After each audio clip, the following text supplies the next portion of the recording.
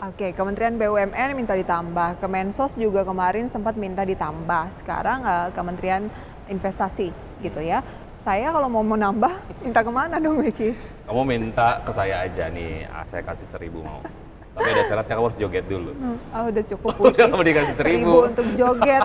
Nah, tapi kalau berbicara Wiki ya mengenai kementerian ini yang meminta tambahan pagu anggaran untuk tahun 2023, menurut kamu seperti apa?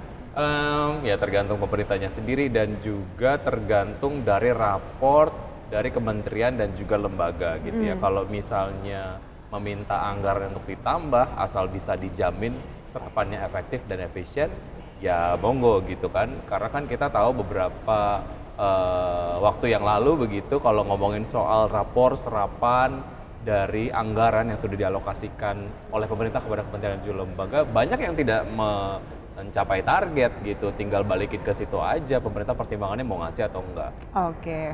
gitu Kita ya. ke informasi selanjutnya Oke. pemirsa ya.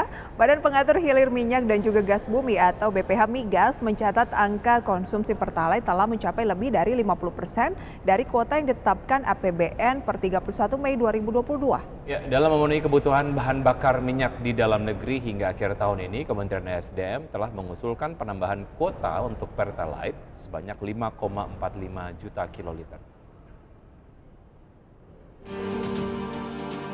Dalam rapat dengar pendapat dengan Komisi 7 DPR RI, Badan Pengatur Hilir Minyak dan Gas Bumi atau BPH Migas mencatat angka konsumsi bahan bakar minyak khusus penugasan jenis Pertalite telah mencapai 11,69 juta kiloliter atau 50,74% dari kuota 23,04 juta kiloliter.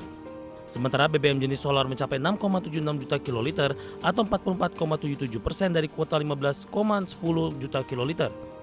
BBM jenis minyak tanah tersalurkan 0,20 juta kiloliter atau 41,67% dari kuota 0,48 juta kiloliter. Dalam memenuhi kebutuhan bahan bakar minyak di dalam negeri hingga akhir tahun ini, pemerintah melalui Kementerian SDM telah mengusulkan penambahan kuota untuk Pertalite sebanyak 5,45 juta kiloliter yang akan membuat total kuota Pertalite menjadi 28,5 juta kiloliter. Pemerintah juga mengusulkan tambahan kuota untuk minyak solar sebanyak 2,29 juta kiloliter yang akan membuat total kuota naik menjadi 17,39 juta kiloliter. Sementara kuota minyak tanah juga diusulkan bertambah 0,1 juta kiloliter yang membuat kuota naik menjadi 0,58 juta kiloliter. Sementara itu dalam APBN 2022, pemerintah memasang asumsi harga minyak mentah Indonesia atau ICP sebesar $63 Amerika per barrel. Embargo minyak tanah yang dilakukan Uni Eropa terhadap Rusia terus mengerek naik harga minyak mentah Indonesia hingga ke angka $109,61 Amerika per barrel pada Mei 2022. Jakarta, Rizka Ayu, ADX Channel.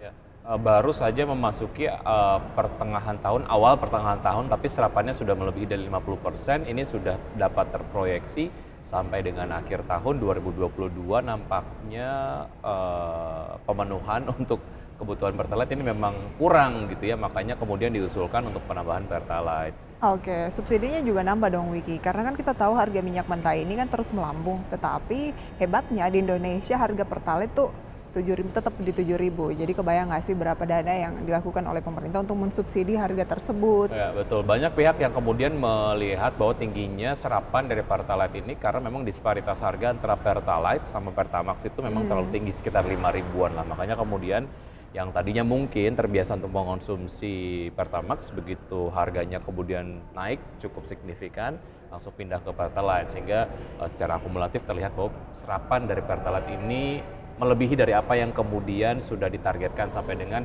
pertengahan tahun ini. Oke. Gitu. Jadi pemerintahnya harus lebih rajin lagi untuk nyari uang supaya nutupin subsidi untuk BBM ini gitu ya.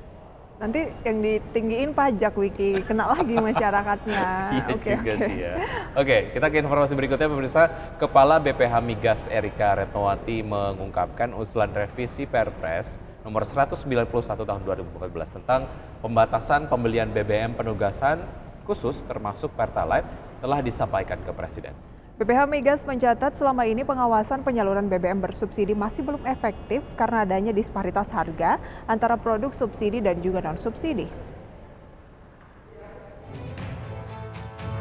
Pembatasan pembelian jenis BBM penugasan khusus termasuk Pertalite akan segera diterapkan.